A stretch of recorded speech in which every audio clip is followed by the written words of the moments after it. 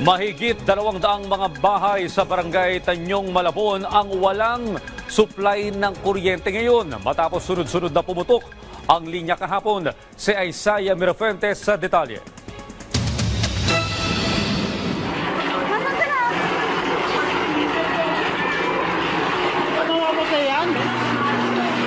Nagmistulang fireworks sa mga kable ng kuryente sa barangay Tanyong sa Malabon City pasado alas 3 ng hapon kahapon. Nagsigawan ng mga residente dahil sa takot sa sunod-sunod na pagputok ng mga kable. Yung mga kable nagputukan na. Yung kable, tignan mo. Nangyari yan matapos liparin ang hangin ng isang yero mula sa inaayos na bahay. Sakto namang bumagsak ito sa kumpol ng mga kable ng kuryente. Ang lalaking ito na si Kenneth, nakatira sa bahay na nakatirik mismo sa tabi ng kable ng kuryente na nagputukan. Natutulog ako and unfortunately binarinig akong pagsabog. Akala ko katapusan ko na.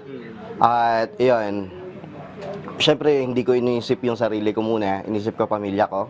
Pinalabas ko sila. Actually itong kanang braso ko, hindi ko halos maiangat. Parang may shockwave pa. Maliban sa mga spaghetti wire, isa pa sa mga problema rito, ang mga kabling kagaya nito na halos gabantay na ng mga residente. May mga poste naman ang ikinabit sa lugar para itaas ang mga kable. Pero taon nang nakararaan, pero hindi naman inayos ang mga kable. Nakakatakot talaga. Bukod sa hindi natin masasabi, kakulitan ng mga bata naglalaro, baka mapaganoan, mapaglambitinan, magkaroon ng putol o lamat, magdikit-dikit ang mga Yan ang hinihiling namin maitaas. Wala namang nadamay na bahay at walang nasaktan sa insidente.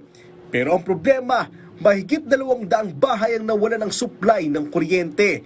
Nangangamba sila na posibleng abutin ng mahigit 1 buwan bago maibalik ang power supply. Yan ang iniisip ko dahil sa sakit kong hika. Lalo ngayon hindi ko po makakaya.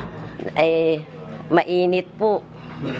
Lalo pa yung sa sakit ko hindi ko na rin maintindihan. Baka ito pa ang kinamatay ko dahil sa wala akong kuryente na to.